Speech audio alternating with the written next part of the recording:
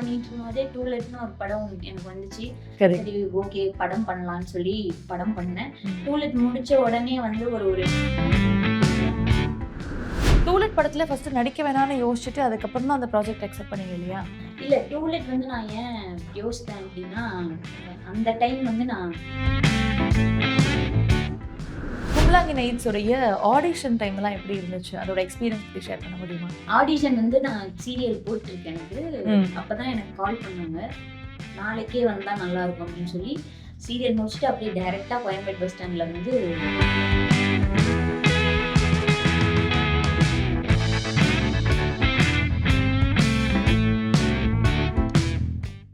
To let, Draupadi, Mandela, வேம்பு and இப்போ release ஆகியிருக்கிற Kevi உட்பட தனக்குன்னு ஒரு வித்தியாசமான கதைக்களம் இருக்கிற படங்களை தேர்வு பண்ணி அதில் நடிச்சது மட்டும் இல்லாமல் மக்கள் மத்தியில் ஒரு நீங்காத இடம் பிடிச்சிட்டு வர ஒரு ப்ராமிசிங்கான ஆக்ட்ரஸ் தான் இன்னைக்கு நம்ம நிகழ்ச்சியில் வெல்கம் பண்ண இருக்கோம். அவங்க வேற யாரும் இல்லை, ஆக்ட்ரஸ் ஷீலா அவர்கள். வாங்க நிகழ்ச்சிக்குள்ள போகலாம். வணக்கம் மேம், எப்படி இருக்கீங்க? நல்லா இருக்கு. நீங்க எப்படி இருக்கீங்க? நல்லா இருக்கு. உங்களுக்கு ஸ்கூல் டைம்லயே வந்துட்டு இந்த நாடகம் இது மேல எல்லாம் ஆசை இருந்துச்சு இல்லையா? இல்ல சினிமா இண்டஸ்ட்ரின்னு எனக்குமே ஐடியா இல்ல. நானுமே Okay. சூஸ் பண்ணல. Okay. சினிமாவை நான் சூஸ் பண்ணல. சினிமா தான் என்ன சூஸ் பண்ணதா நான் பாக்குறேன். Okay. இந்த ஆர்ட்டே நான் சொல்றேன்.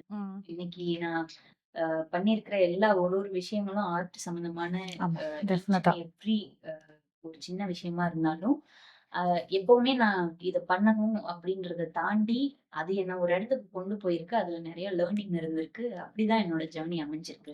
ஓகே. வீட்ல வந்து சின்ன வயசுல இருந்தே நம்மளுக்கு டான்ஸ் இந்த மாதிரிலாம் ரொம்ப பிடிக்கும். எக்ஸ்ட்ரா கரிக்குலர் ஆக்டிவிட்டீஸ்ல நம்ம ரொம்ப இன்ட்ரெஸ்டடா இருந்திருக்கோம். Okay. நிறைய காம்படிஷன்ஸ்லாம் போய் அந்த மாதிரி எல்லாம்.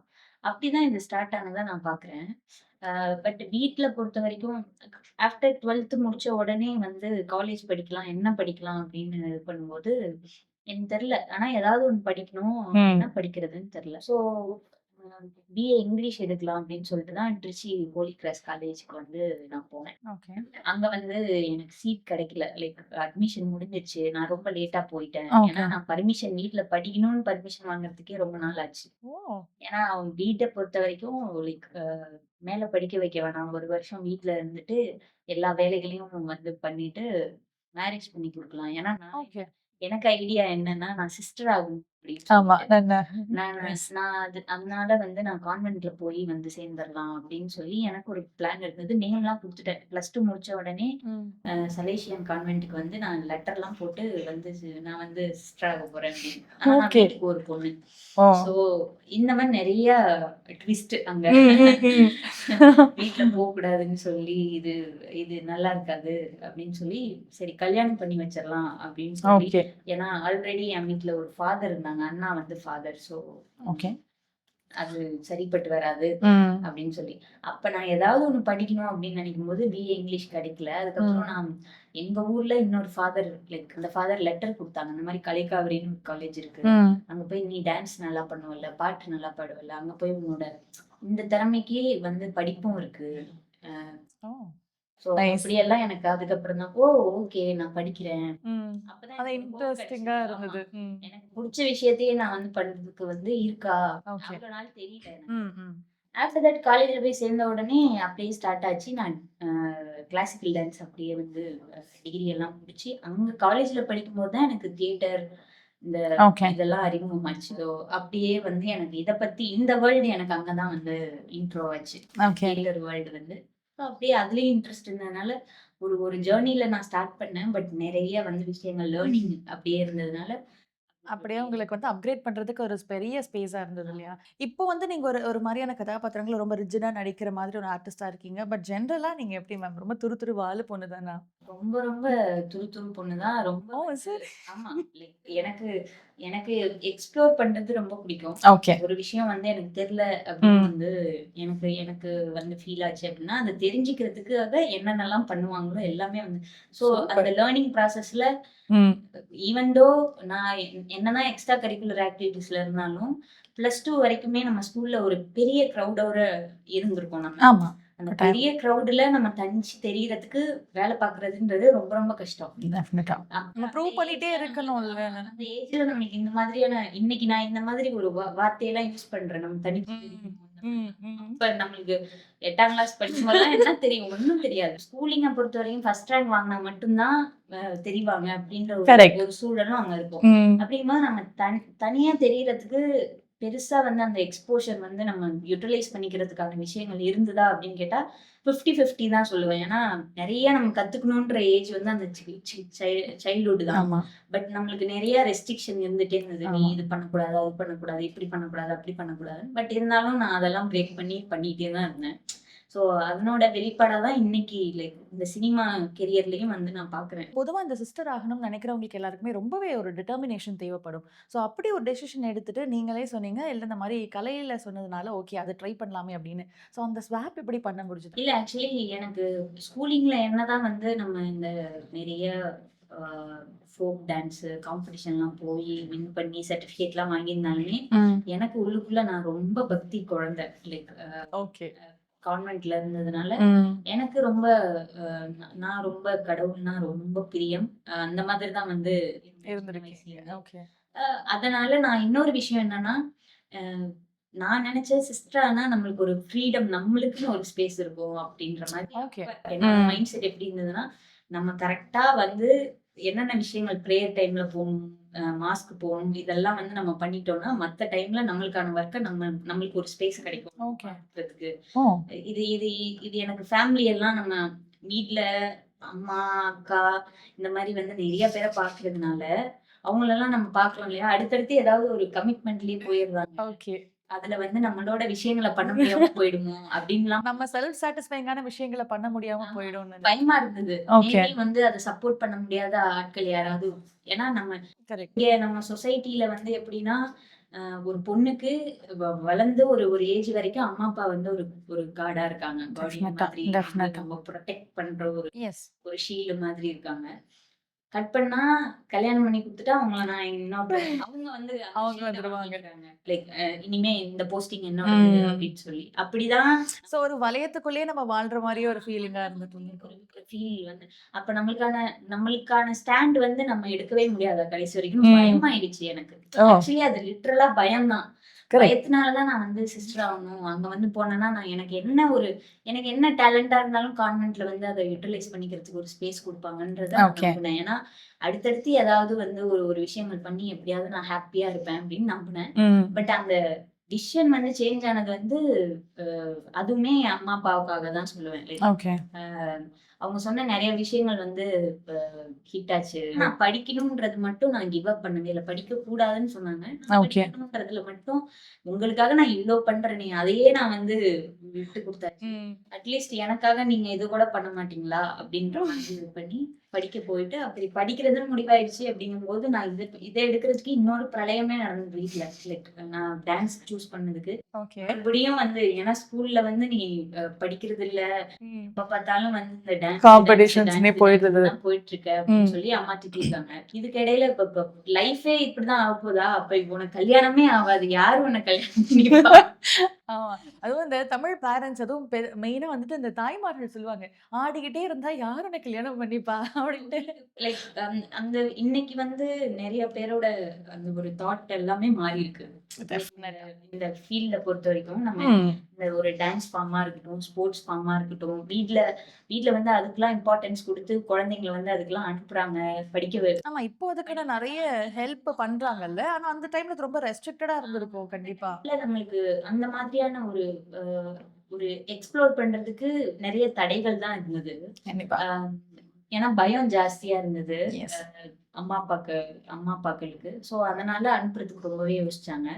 பட் ஆஃப்டர் தட் வந்து சாப்பிடாம இருந்து, அழுது, போராடி அப்படி இப்படின்னு சொல்லி வந்து காலேஜ்க்கு வந்தாச்சு. காலேஜ் வந்து ஒரு கட்டத்துக்கு மேல நான் ஃபீஸ் எதுவுமே வந்து வீட்ல கேட்கிறதே நான் ஸ்டாப் பண்ணி பார்ட் டைம் ஜாப்லாம் பார்த்து நானே வந்து அ ஓகே. என்ன நானே என்ன பாத்துக்கிறேன். பார்த்துக்கிறேன். செல்ஃப் மேடா ஆமா. இருந்துக்கிறேன். அப்படின்னு சொல்லி அந்த ட்ராக் அப்படியே இதாகி, அதனால நான் என்னோட என்னோட டிசிஷன்ஸ்க்கு வந்து நான் என்னைக்குமே வந்து அப்பவே அது ஸ்டார்ட் ஆயிடுச்சுன்னு தான் நான் சொல்லுவேன். இன்னைக்கு வரைக்கும் எனக்கு ஒரு ஸ்டோரி வருது படத்துல அப்படின்னா, அது எண்ட் ஆஃப் த டே என்னோட என்னோட டிசிஷனா இருக்கணும்னு நான் ரொம்ப வந்து ஓகே. யார் 10 பேர் சொல்லிட்டாங்க, இல்ல இவங்க சஜெஸ்ட் பண்ணாங்க அப்படின்ற மாரிலாம் பியூர்லி உங்க டெசிஷனா இருக்கணும். யாருடைய தலையீடும் இல்லாம இருக்கணும். எந்த ஒரு சின்ன பிணக்கம் வந்துடக்கூடாதுன்னு நான் ரொம்ப யோசிப்பேன். எனக்குமே. என்னோட செல்ஃபாவே வந்து, இத நீ ஒரு வேள பண்ணியிருக்க கூடாதோ! அப்படின்னு யோசிக்கிற மாரி ஒரு சூழ்நிலை வந்துரக்கூடாதுன்றதுக்காகவே நம்ம கான்ஷியஸ் டெசிஷன்ஸ்லாம் எடுத்துட்டு இருந்தோம். அது அப்பத்துலேருந்தே ஸ்டார்ட் ஆயிடுச்சு. ஓகே. பிஏ பண்ணணும்ன்றது ஓகே. பட் எம்ஏவும் பரதநாட்டியத்துலலாம் பண்ணியிருக்கீங்க. அந்த டெசிஷன் வந்து கல்யாணத்த ஸ்கிப் பண்ணணும்ன்றதுக்காக எடுக்கப்பட்ட டெசிஷன்னு எடுத்துக்கலாமா?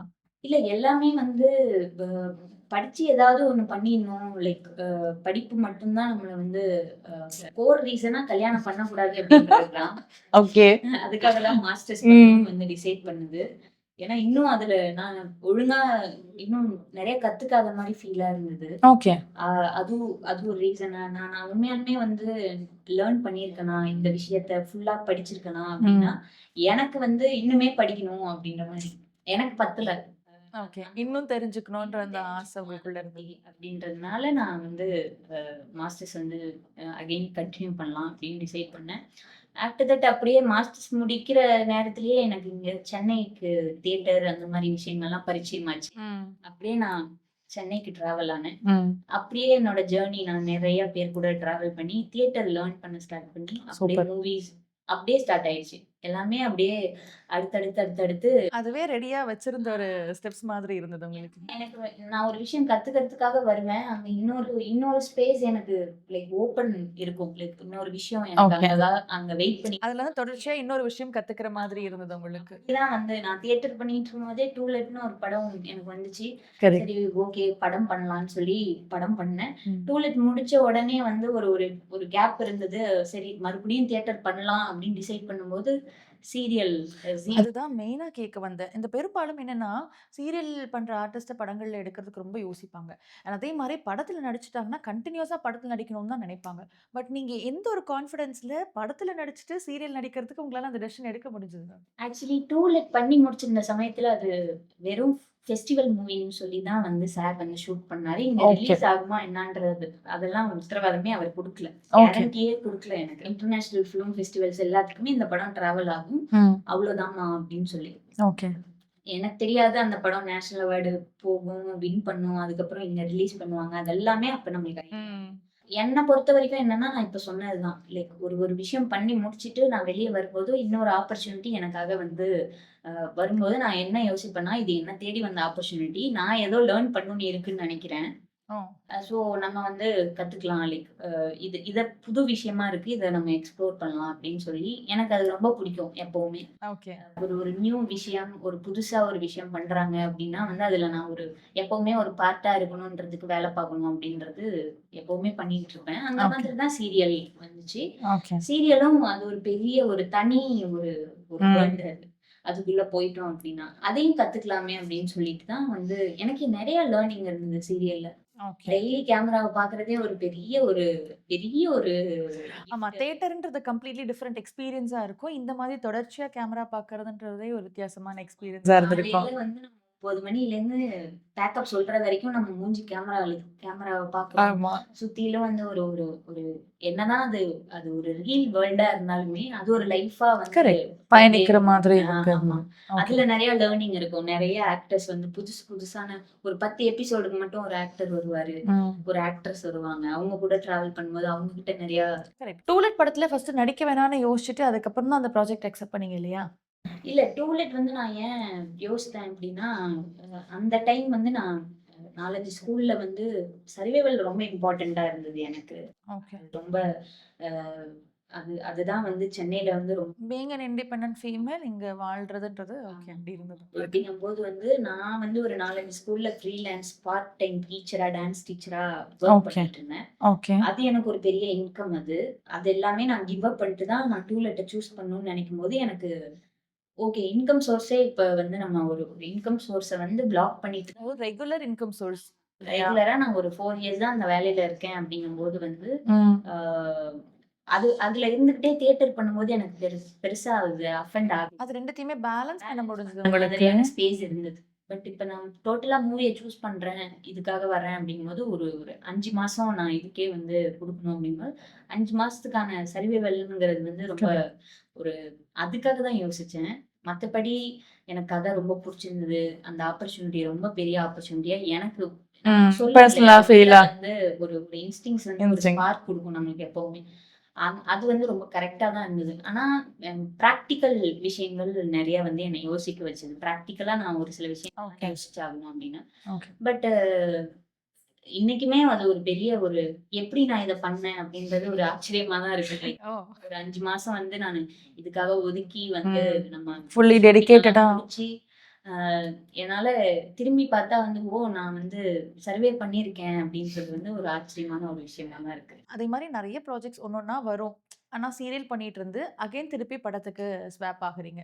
ஸோ அந்த டெசிஷன் திருப்பி எப்படி இருக்கு? இல்ல அதுவுமே வந்து எனக்கு எனக்கு நார்மலா இல்லன்னு தான் சொல்லணும். லைக் ரொம்ப டஃப்பா ஓகே. இருந்தது. ரொம்ப கஷ்டமான ஒரு டிசிஷன் தான். ம். சீரியல குவிட் பண்ணிட்டு நம்ம சினிமாவுக்கு போணும் அப்படின்னு ம். வந்து அ டிசிஷன் எடுக்கும்போது ரொம்ப டஃப்பா என்னால வந்து அந்த 1 மந்த் வந்து பெரிய ஒரு ம மைண்ட் வைஸா வந்து நான் ரொம்ப டவுனா இருந்த டைம். ஏன்னா டெய்லி ஒரு 1 இயரா வந்து காலையில எழுந்து கேமராவ பார்த்துட்டு, பேக்கப் சொல்லி திரும்ப டப்பிங் ஸ்டுடியோ போயி, அந்த ஒரு ரொட்டீன் கரெக்ட். நீங்க என் அதிலயே மைண்டும் சரி, வாழ்ந்திருக்கீங்கல்ல.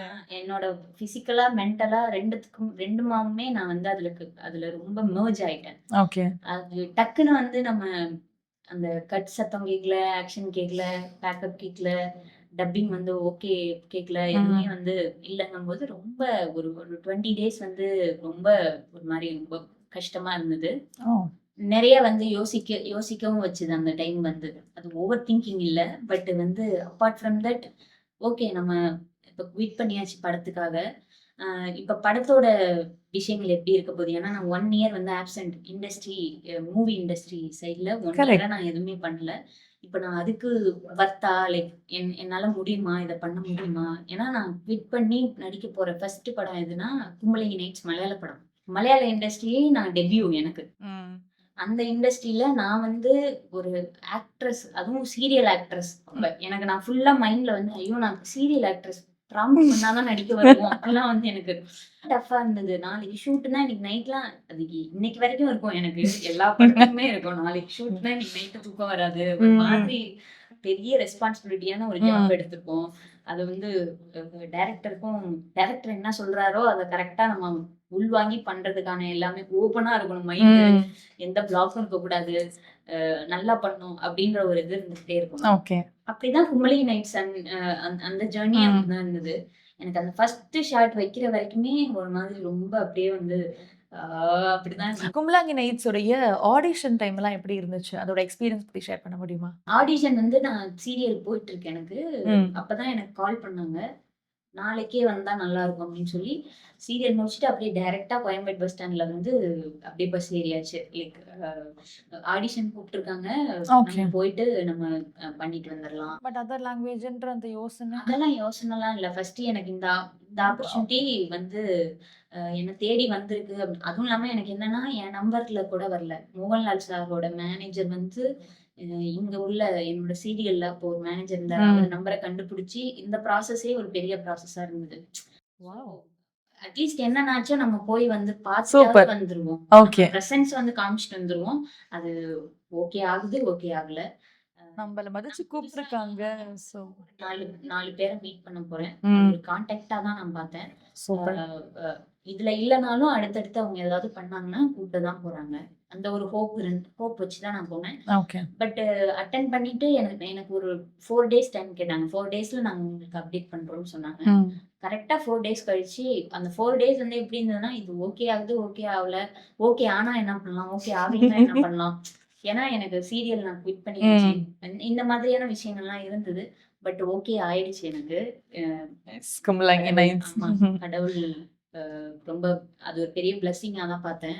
எஸ். ஓகே ஆனதுக்கப்புறம் வந்து ரொம்ப ஹேப்பியா இருந்தது. சரி ஓகே. இது ஒரு ஹோப் குடுத்துச்சு எனக்கு. ம். லைக் பேக் டூ ஃபார்ம் நீ இன்னும் வந்து அப்டின்ற மாரி அ நடந்த விஷயங்கள் எல்லாமே என்ன நானே மோட்டிவேட் பண்ணிக்கிறதுக்கு ரொம்ப ஹெல்ப்ஃபுல்லா இருந்தது. சூப்பர். அப்படியே டிராவல் ஆனா கும்பளங்கி நைட்ஸ் முடிஞ்சோனே அடுத்த படம் மண்டேலா அடுத்தடுத்து அப்படியே ஒண்ணொன்னா வந்துச்சு.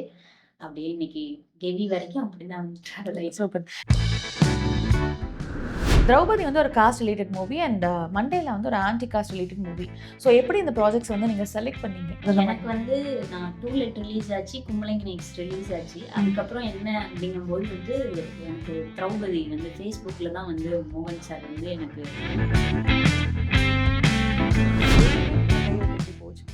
ஜெய்பீம் வந்து டேப் சிக்கல் நிறையா இருந்தது. இதுவுமே லிப் டெஸ்ட் வரைக்குமே லிப் டெஸ்ட்னா ஆடிஷனாக வந்து ஜெய்பீம் ஞானவேல் சார் வந்து ஆஃபீஸ்க்குலாம் கூப்பிட்டு வந்து அப்படின்னு பார்த்தா நான் ஃபஸ்ட்டு ஆடிஷன் அட்டன் பண்ணது அருவி படத்துக்கு ஆடிஷன் அட்டன் பண்ணேன். அந்த அந்த படத்தில்